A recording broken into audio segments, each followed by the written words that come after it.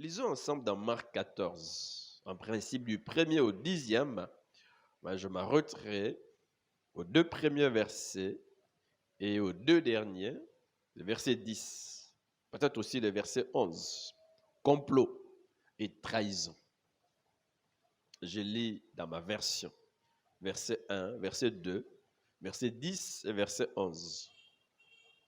La fête des Pâques et des pains sans levain devait avoir lieu 2 jours après. Les principaux sacrificateurs et les scribes cherchaient les moyens d'arrêter Jésus par ruse et de le faire mourir, car ils disaient que ce ne soit pas pendant la fête, afin qu'il n'y ait pas de tumulte parmi le peuple. Judas Iscariote, l'un des 12, alla vers les principaux sacrificateurs afin de leur livrer Jésus. 11. Après l'avoir entendu, ils furent dans la joie et promirent de lui donner de l'argent. Et Judas cherchait une occasion favorable pour les livrer. Amen. Mes frères, Jésus est mort par complot et par trahison. On peut noter plusieurs éléments dans ce processus de sa mort en rapport avec le complot et la trahison. Le premier, c'est que depuis le début de son ministère, Jésus avait des ennemis. En l'occurrence, les principaux sacrificateurs, c'est-à-dire les chefs des prêtres, les religieux, les principaux sacrificateurs et les scribes ou les maîtres de la loi, les enseignants de la loi, les docteurs de la loi. Bref, les chefs religieux se sont dressés contre Jésus. Et le deuxième élément, c'est qu'ils épiaient ses actions, ses allées, ses venues, ses moindres faits et gestes, même ses paroles étaient surveillées, étaient étudiées, dans le but, bien sûr, d'avoir un motif d'accusation contre lui. Mais mes frères, ils n'en avaient pas, parce que Jésus avait une vie irréprochable. Intéressant. On peut chercher à nous avoir, même au travail, comme on dit que chacun traîne toujours des casseroles, que l'on cherche des motifs d'accusation contre nous, qu'on n'en trouve pas. C'est vrai qu'on peut fomenter des complots, mais on ne nous trouve pas dans ce à quoi on peut nous accuser. Un troisième élément, c'est qu'ils tenaient des réunions secrètes. Les ennemis de Jésus, des réunions secrètes, justement pour une bonne stratégie pour l'éliminer. Et la dernière réunion s'est tenue, c'est celle dont nous parle Marc là, ici.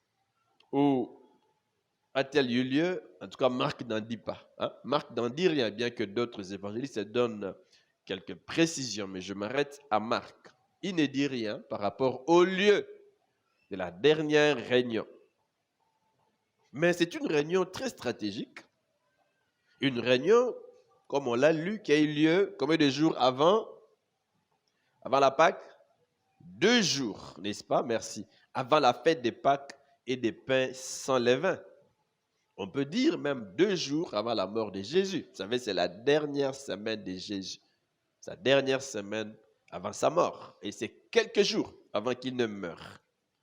Un autre élément, c'est qu'à l'issue de cette réunion, ils vont décider 2 choses. La première, c'est de l'arrêter en secret. De l'arrêter par ruse. Que ça ne se sache pas en secret. Sinon, cela provoquerait les tumultes du peuple. Un soulèvement populaire. Parce que Jésus était populaire, mes frères, populaire. Certainement, le peuple allait les défendre. Tous ceux qui étaient à Jérusalem, qui voulaient le voir, qui voulaient l'écouter, qui voulaient même se faire guérir par lui, allaient réagir, allaient les défendre. Et ils veulent éviter cela. Parce que tenter d'arrêter un homme qui est vénéré au milieu de la foule et ses partisans enthousiastes ne pouvait que provoquer des troubles, des émeutes qu'ils étaient désirés d'éviter. Voilà un peu ce qui a été leur crainte. Matthieu 21, 46 soutient quelque chose d'intéressant. Il cherchait à se saisir de lui. Vous voyez, il cherche à se saisir de lui, à l'arrêter. Mais il craignait la foule. Ah voilà. Parce qu'elle les tenait pour un, qui est là? Pour un prophète. Merci. C'est intéressant de suivre, n'est-ce pas? De lire ensemble les textes, ça nous permet de mieux comprendre, n'est-ce pas, la prédication. Il craignait la réaction des hommes, qu'ils ne sachent rien. Non, qu'on l'arrête par ruse, qu'ils ne sachent rien. Mais mes frères, Dieu sait tout. Que maman ne les sache pas, que papa ne les sache pas, mais Dieu les sait. On ne m'a pas vu, mais Dieu m'a vu. Son œil parcourt la terre. Il voit tout. Il sait tout. Ces gens craignent que le peuple se révolte, mais ils ne craignent pas la réaction de Dieu. Dieu, c'est le juste juge. Et Dieu se venge aussi, mes frères. Et la vengeance de Dieu est cruelle, est difficile, et terrible. Ils craignent les hommes, leur révolte, mais ils ne craignent pas la réaction de Dieu. C'est intéressant avant tout de craindre Dieu. Sa réaction, son attitude. Est-ce que vous êtes avec moi? Ils craignent les hommes. Bref, Jésus doit être arrêté sans trace. Mais comment? Voilà qu'ils ont des difficultés. Et où? Où? Peut-être qu'ils veulent ou qu'ils cherchent à l'arrêter la nuit. Mais où? Parce que Jésus s'est retiré la nuit. Il entrait à Jérusalem, mais le soir, il en sortait. Pour un endroit difficile à reconnaître. Difficile. Luc 21, 37 note, pendant les jours, Jésus enseignait dans les temples. Le jour, il est là, dans les temples, il enseigne, il guérit. Pendant les jours, il enseignait où? Dans les temples. Et il allait passer la nuit à la montagne appelée montagne des Oliviers. Bref, donc il décide, un, d'arrêter Jésus en secret, deux, de le faire condamner à mort après la fête. Nous l'arrêtons, nous le gardons, en tout cas en secret. Qu'on ne le sache pas, mais pour le mettre à mort avant la fête, c'est pas possible. Avec tout ce qu'il faut réunir pour le faire condamner, nous n'aurons pas assez de temps. Alors, nous l'arrêtons, mais nous le condamnons à mort quand? Après la fête, c'est-à-dire après le retour de tous les pèlerins. Toute cette foule venue à Jérusalem, tous ceux qui sont venus de l'étranger, c'est-à-dire en dehors de Jérusalem, de la Galilée, n'est-ce pas, de la diaspora, en dehors de la Palestine, tous ces gens qui sont à Jérusalem, après leur retour, nous n'aurons pas assez de problèmes pour le condamner à mort. Alors, attendons, patientons. C'est-à-dire qu'il devait attendre plus ou moins 10 jours après. Nous l'arrêtons, mais en fait, nous le condamnons à mort combien de jours après? 10 jours. Parce que la fête des pains sans levain durait 7 jours. 7 jours avec les jours de la fête des Pâques. En tout cas, c'est plus ou moins 9 ou 10 jours après que l'on pouvait le condamner à mort. Est-ce que vous me suivez? Donc après la Pâque, les pèlerins vont regagner leur province, leur ville. Ils n'auront rien à craindre d'eux. Ce sont des stratèges. Ils le font en secret. On voit comment les hommes sont prêts à dépenser de l'énergie, prêts à monter des laboratoires pour le mal. On le voit même en politique. Comment contrecarrer cet autre-là? Comment? Prêt à tout. Des stratégies pour le mal. Mes frères, on doit être habile non pour le mal, mais pour le bien. On doit exceller dans le bien, pas dans le mal. Est-ce que vous me suivez? L'ingéniosité au mal. L'ingéniosité, que cela ne soit pas notre cas. Mais Pourquoi veulent-ils la mort de Jésus? Pourquoi? Pourquoi est-ce qu'ils veulent que Jésus meure? Pourquoi, mes frères? Ce n'est pas que Jésus était un incivique ou un malfaiteur. Non, mes frères. Mais c'est parce que, notons d'abord qu'ils ne croyaient pas en Jésus en tant que leur Messie, leur libérateur, leur envoyé de Dieu. Ils ont engagé des débats avec lui. Non pas qu'ils voulaient se laisser éclairer par ses affirmations, mais plutôt avoir une base juridique d'accusation contre lui. Une base. Ils ne croyaient pas en lui, s'étaient même décidé d'éteindre sa vie et même d'exclure des synagogues tout celui qui l'aurait reconnu pour un Messie. Nous ne croyons pas en ses enseignements, en sa prédication, même en ce qu'il dit qu'il est. Et tout celui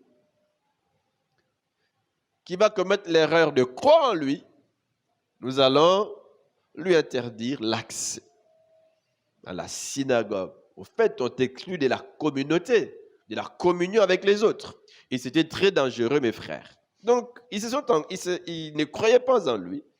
Ils le considéraient non pas comme le Messie, mais plutôt comme un fou, comme un imposteur, comme un malfaiteur. En tout cas, dans plusieurs textes, ils le prennent pour un fou, ils le prennent pour un blasphémateur, etc. Surtout qu'il s'est déclaré fils de Dieu, donc l'égal de Dieu. Ils disent, tu es un blasphémateur. Et il les piégeait, mes frères. Ils voulaient le trouver en faute contre la loi ou contre le Romain. On peut le voir dans Matthieu 22, 15. Mais ils n'ont pu le faire tomber. Un autre élément, pourquoi veulent-ils sa mort? Non pas seulement qu'il est haïssé, qu'il ne croyait pas en lui, non pas seulement qu'il ne croyait pas en lui en tant que leur Messie, mais il est haïssé aussi. Il haïssait Jésus, sa personne et son enseignement.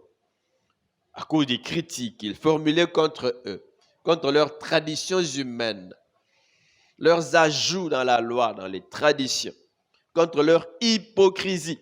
Il citait leurs péchés. Il condamnait leur hypocrisie. C'est difficile d'avoir des prédicateurs comme ça qui peuvent nous dire la vérité. D'ailleurs, on n'aime pas de tels prédicateurs, des gens qui nous disent la vérité en face. Que frère, tu as péché, c'est mauvais ce que tu as fait. On veut que nous puissions camoufler les péchés, camoufler. On camoufle. On ne veut pas citer. On ne veut pas dénoncer. Lui dénoncer leur hypocrisie. Et cela suscitait contre lui la méfiance et la haine des chefs du peuple. Vous voyez, donc il est haïs et sa prédication provoquait en eux une hostilité toujours croissante depuis les débuts de son ministère. Une hostilité toujours croissante aussi lui ont-ils tendu des pièges. Des pièges. On peut aussi noter qu'ils étaient jaloux de sa popularité. Jésus était populaire, jaloux de sa popularité, jaloux de ses miracles qu'il accomplissait. Ils sont jaloux. Donc par jalousie, ils n'appréciaient nullement sa popularité auprès des masses, ni son autorité, ses critiques, ses miracles qu'il accomplissait. Ainsi cherchait-il les moyens de se débarrasser de lui. Mais comment? Discrètement. Discrètement. Et Marc 15, 10 soutient que Pilate savait bien que le chef des prêtres lui avait livré Jésus par jalousie, qu'il l'avait fait arrêter par jalousie. Vous voyez? La jalousie. Ce sont là donc quelques motifs pour lesquels il cherche la mort de Jésus. Ce n'est pas que Jésus était un incivique ou un malfaiteur, je l'ai dit, non, mais c'est à cause de tous ces éléments. Tous ces éléments. Et les chefs des Juifs, notre vérité, ne savaient comment, de manière pratique, mettre leur plan en exécution. Nous devons l'arrêter de manière discrète, de manière secrète. On doit les garder ou le garder dans la discrétion. On doit attendre plus ou moins 10 jours après l'arrêt. C'est difficile. Comment mettre ses plans en exécution? Comment mettre la main sur lui? Où le trouver? Où? Où, frère? Où? Une équation. Donc, ils ne savent comment mettre leur plan en exécution, mais les choses se sont passées autrement. C'est Judas qui va intervenir pour hâter l'exécution de leur plan machiavélique. Judas va volontairement accepter de les guider dans la nuit vers l'endroit où Jésus pourrait être arrêté en toute discrétion, en toute tranquillité. Et vous savez qu'il a été soudoyé pour cette trahison. Soudoyé. Le verset 10 du texte que nous avons lu dit ceci. Judas Iscariote, l'un des 12, c'est l'un des 12. L'un des 12. Il n'est pas loin. Alla vers les principaux sacrificateurs afin de leur livrer Jésus. Verset 11. Après l'avoir entendu, toutes ces propositions, je peux vous faciliter la tâche, moi. Après l'avoir entendu, ils furent dans la joie et promirent de lui donner de l'argent. Et Judas cherchait une occasion favorable pour les livrer. Lui aussi, c'était un fin stratège. Matthieu 26, 14 à 16. Alors l'un des 12, appelé Judas Iscariote, alla vers les principaux sacrificateurs et dit, « Que voulez-vous me donner? Je vous les livrerai. » C'est lui maintenant qui propose les services. Marc soutient, n'est-ce pas, que les prêtres ont promis de lui donner de l'argent. Mais Matthieu spécifie un élément, que c'est Judas qui a proposé ses services et qui demande qu'en retour, qu'on le paye. Il faut nalia.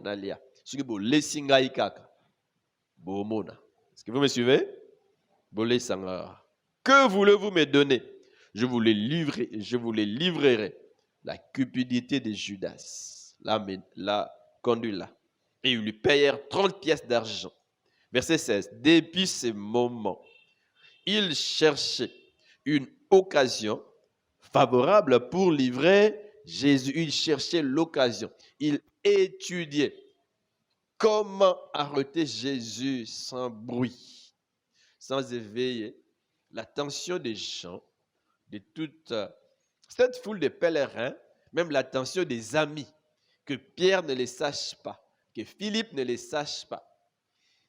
Comment? Il réfléchit. On a l'impression qu'il a convaincu les chefs, les prêtres, qu'il était possible, d'arrêter Jésus en toute discrétion. Donc, il a répondu à l'une de leurs préoccupations. 2, certainement qu'il leur a aussi promis, n'est-ce pas, qu'il était possible de le condamner à mort avant. Vous voulez le condamner après, mais je peux tout faire pour que vous le condamniez avant. Certainement qu'il les a aussi convaincus. Est-ce que vous me suivez? Avant. Vous voulez le condamner 10 jours après? Non, mais même 2 jours avant.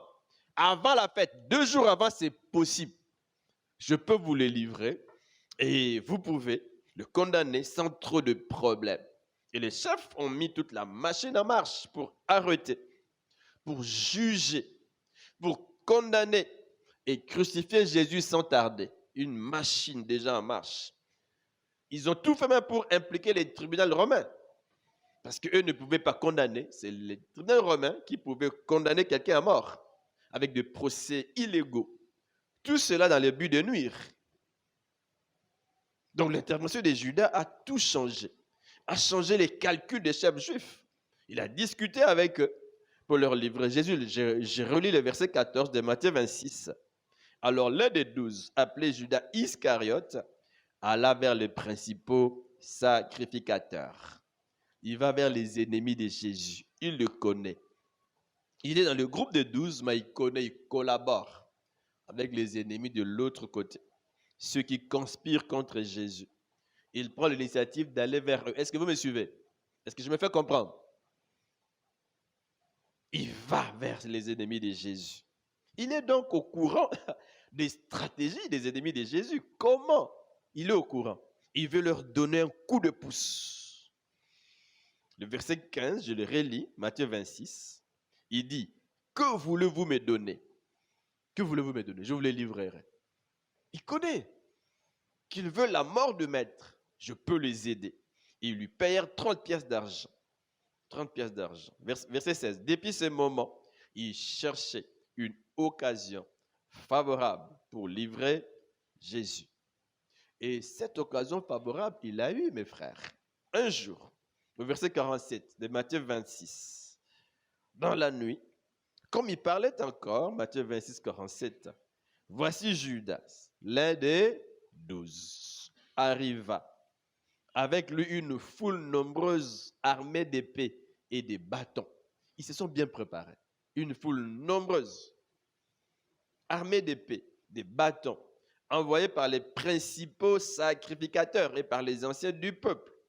Jean ajoute un élément qui n'est pas chez Matthieu. Jean 18, 2 à 4, au verset 2, il est dit, Judas, celui qui les trahissait, connaissait aussi l'endroit. C'est l'un des 12, parce que Jésus et ses disciples s'y étaient souvent réunis. Verset 3. Judas prit donc la troupe des soldats romains. Matthieu ne les note pas. Matthieu dit il y a une foule nombreuse, avec des armes. Jean spécifie que dans cette foule nombreuse, il y a aussi l'armée romaine. La troupe des soldats romains. Comment ont-ils fait pour aider tous ces gens? La stratégie était mise en place. On doit précipiter les choses. On doit l'arrêter, les juger. Les juger. Les juger. La troupe des soldats romains, ainsi que des gardes envoyés par le chef des prêtres et les pharisiens, ils s'y rendirent avec des lanternes, des torches et des armes. Jésus, mes frères, fut trahi par l'un de ses amis. Comment s'appelle cet ami? C'est Judas. On peut noter par rapport à Judas que c'était un hypocrite. Un hypocrite. Un faux au milieu des autres. Un faux. Il est dans le groupe, mais il n'est pas avec nous. Il est dans nos troupes, mais il n'est pas avec nous. On est avec lui dans l'Assemblée nationale, mais il n'est pas avec nous. On est avec lui dans les comités de l'Église, mais il n'est pas avec nous. On est avec lui dans notre département, il n'est pas avec nous. Hypocrite, traître. Que de traîtres partout. N'est-ce pas vrai? Des traîtres partout. Jésus, dans son groupe missionnaire, il y a un traître. Vous savez, on peut être dans un groupe, être un faux et se faire passer pour un vrai. On peut se cacher devant les hommes, mais pas devant Dieu. Dieu voit tout. Il voit au-delà de l'aspect extérieur que nous présentons. Dieu voit tout. Et c'est intéressant que Dieu nous ouvre aussi les yeux pour que nous voyions au-delà des apparences. Au-delà. Et j'aime Dieu qui nous aide aussi à comprendre. Nous rions, mais il y a autre chose qui est cachée derrière les rires. Et Dieu est capable de les révéler. S'il ne les révèle pas aujourd'hui, mais un jour, il va les faire. Est-ce que vous me suivez? Que Dieu nous aide et nous ouvre les yeux. Que faire si on est un faux? On peut se dire ce matin, pasteur, je suis un faux, moi. Je suis un traître. Je suis un faux, je me cache. Je me fais passer pour un vrai. Une bonne sœur en Christ. Un bon frère en Christ. Papa même m'apprécie à la maison. Il me prend pour exemple pour les autres. Mais en réalité, je suis un faux. Il y a des enfants comme ça. À la maison, il semble être irréprochable. Il est admiré de ses parents, mais lui-même sait que c'est un faux. Un faux. Que faire si on est un faux? Je pense qu'on doit s'ouvrir sans honte. C'est important. On doit chercher de l'aide. S'ouvrir. Nous avons des conseillers ici qui peuvent nous aider. Nous avons des bakami qui peuvent nous aider. Parler avec nous. Prier pour nous et avec nous. La vie chrétienne, on ne la vit pas seule. Si on se rend compte que ça ne marche pas, on doit s'ouvrir. S'ouvrir. Donc, c'est le premier élément, c'est un hypocrite, un faux au milieu des autres. Un autre élément par rapport à Judas, c'est que Satan a profité d'une faiblesse qu'il a laissé se développer en lui. À travers les années, Judas, il s'est caché. Il a une faiblesse. C'est un voleur. Il y a en lui de l'amour de l'argent. Il y a en lui de la cupidité. Ce qui a détruit sa vie, Satan en a profité. Au verset 27, la Bible dit, dès que Judas eut pris le morceau, Satan entra en lui. Satan, il est entré en lui. C'est notre texte donc. Jésus lui dit, ce que tu fais, fais-les rapidement. Fais-les rapidement. Satan est entré en lui. Satan.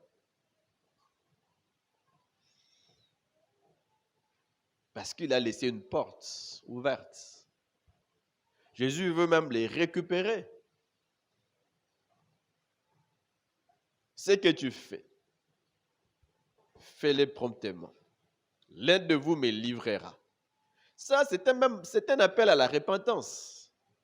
Judas devait saisir l'occasion pour se repentir. L'un de vous. C'est moi qui vous ai appelé, mais l'un de vous. L'un de vous. L'un de vous.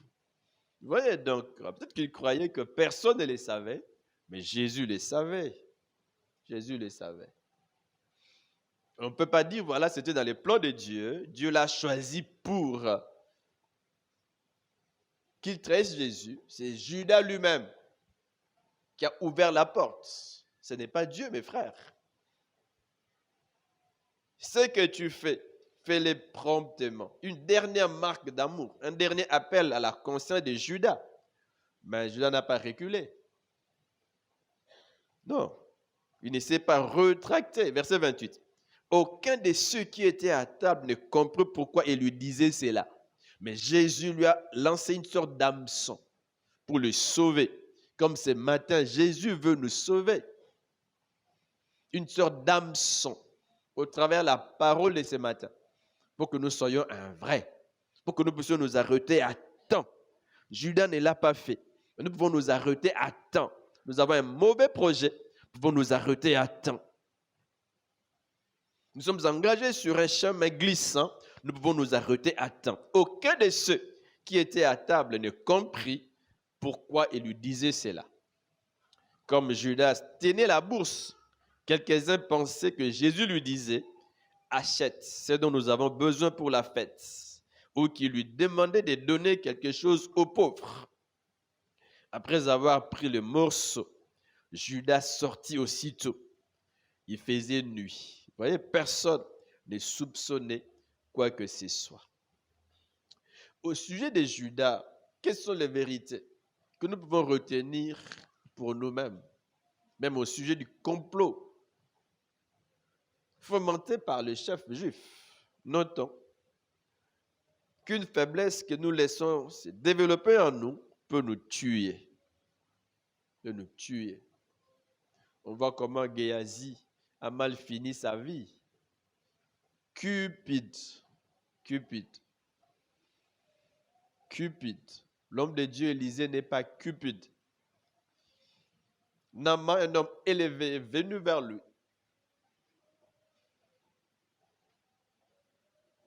La grâce de Dieu s'est révélée avec puissance dans sa vie. Atteint de lèpre, une maladie mortelle qui détruit le corps de manière irréversible.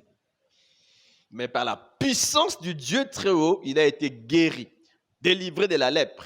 Parce que Dieu, mes frères, est puissant pour guérir, puissant pour libérer, puissant pour restaurer. Même une vie brisée, une santé brisée, Dieu est puissant pour la restaurer. Est-ce que vous me suivez? Et Naaman veut en retour donner quelque chose à Élisée. Celui-ci refuse.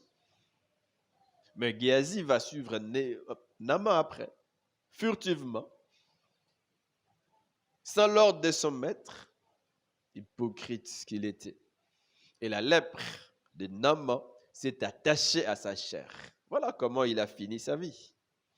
Une petite faiblesse que nous pouvons laisser développer en nous peut nous tuer. C'est intéressant d'ajouter qu'une petite porte ouverte peut être grandement ouverte si elle n'est pas fermée à temps. C'est pourquoi la Bible dit que quand vous entendez la voix du Seigneur, n'endurcissez pas vos cœurs. Il ne faut pas endurcir, il faut changer, il faut arrêter. Et lorsqu'on remet à plus tard un changement, une repentance, on risque de devenir insensible. On risque de se perdre. On peut avoir avec le temps une conscience cautérisée. Je vais changer, mais demain. Je vais changer, mais après-demain. Finalement, on risque de devenir incrédule, d'avoir une conscience négative, non pas positive, mais négative. On peut être fiancé. On goûte un peu en touchant l'extérieur, mais petit à petit, on peut aller loin pour toucher l'intérieur. Ah oui, il faut faire très attention.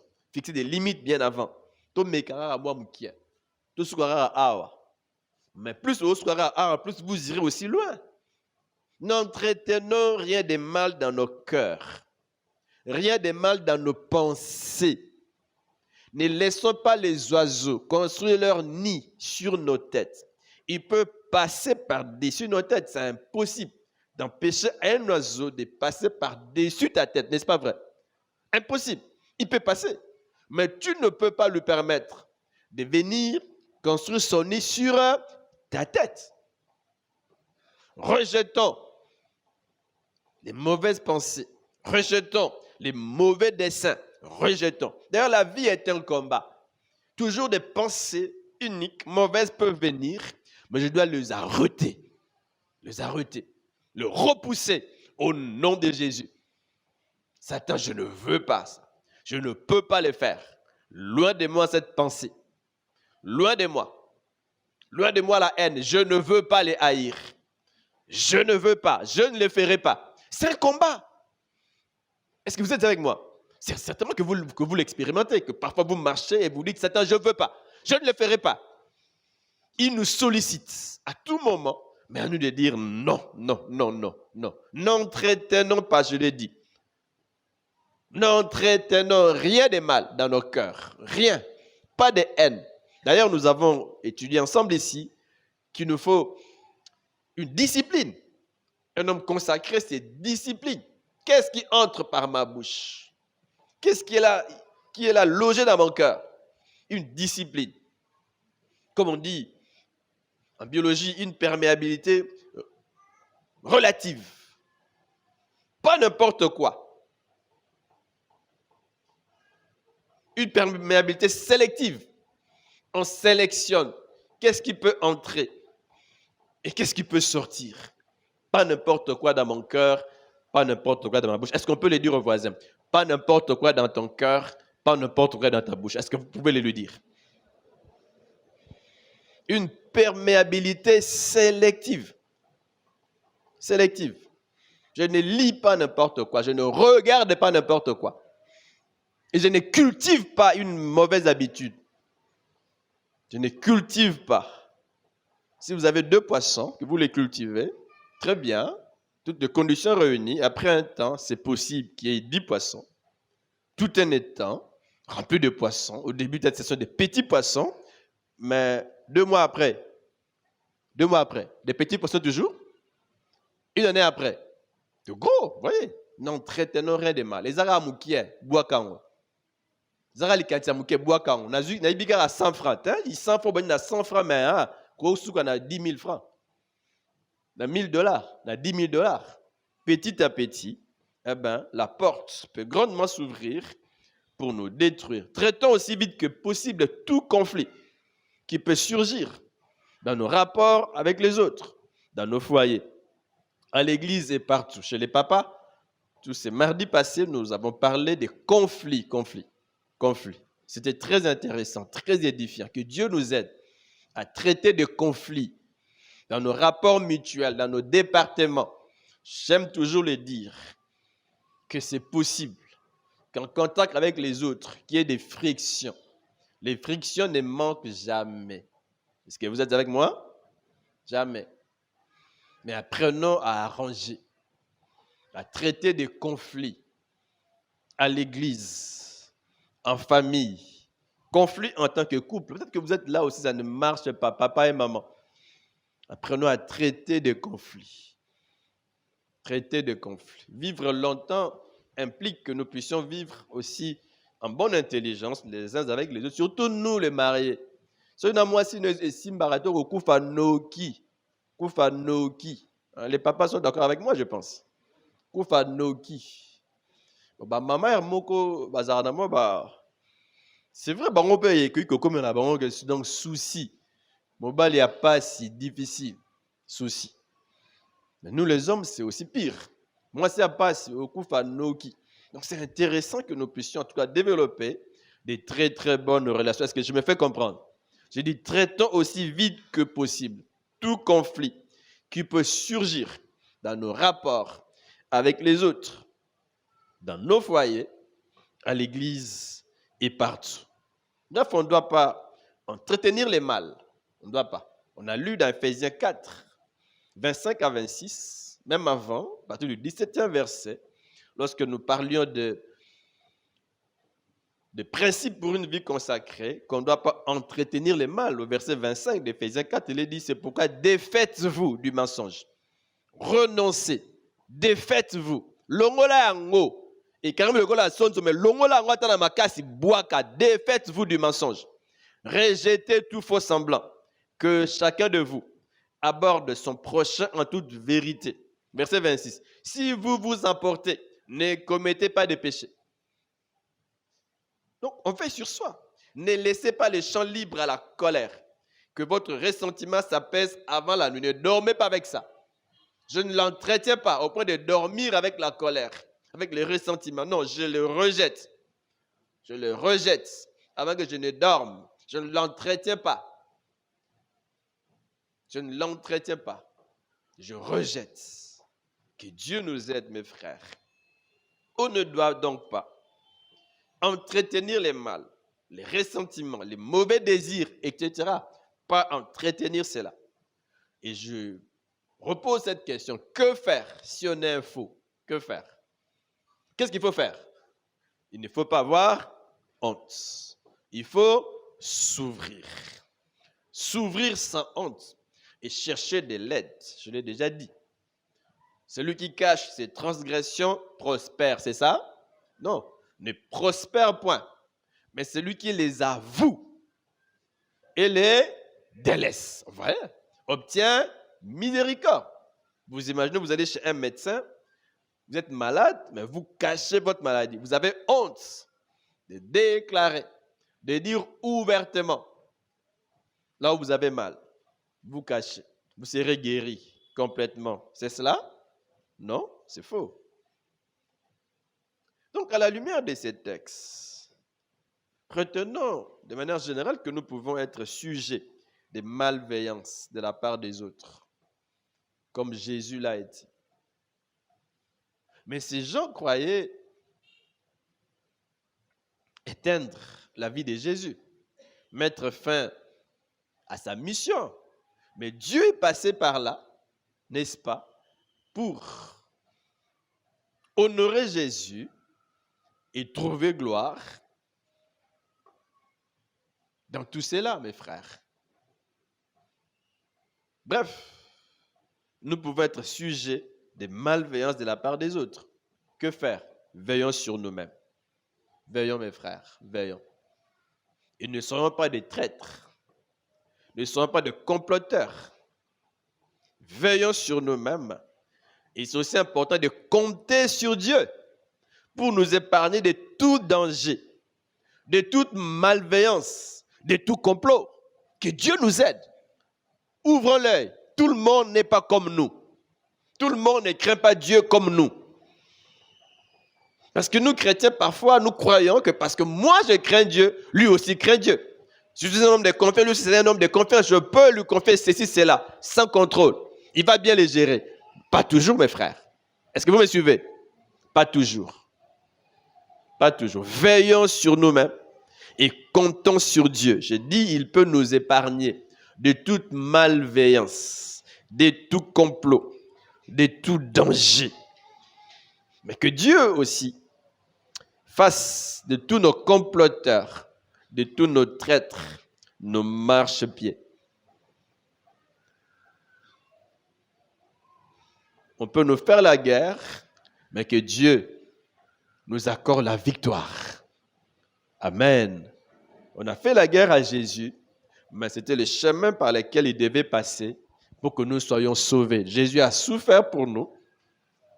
Il est mort par complot. Il est mort par trahison, etc. Que Dieu nous aide à ne pas oublier cela et à ne pas dans notre marche de tous les jours être des traîtres dans nos relations avec les autres et dans nos relations avec Dieu, des traîtres. Dieu nous fait confiance, Dieu nous sauve, il nous envoie son Fils qui était tout pour lui, il nous fait confiance, il nous donne son esprit, mais après, nous devenons des traîtres. En marchant, en vivant, comme bon nous semble, non, craignons Dieu, marchons avec lui, dans nos rapports avec les autres, ne soyons pas des traîtres, ne soyons pas de comploteurs, même dans nos rapports avec Dieu, ne soyons pas des traîtres, ne soyons pas de comploteurs, mais que Dieu aussi nous épargne des traîtres et de comploteurs. Amen. Lèvons-nous pour la prière.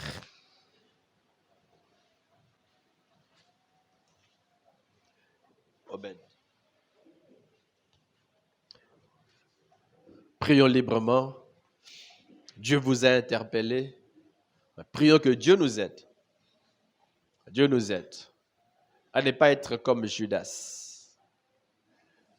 N'entretenez-vous pas une faiblesse dans votre vie? Aujourd'hui, prenez l'engagement d'arrêter. Sinon, ne partez pas. Restez après le culte. Parlons ensemble et prions ensemble pour que Dieu nous aide.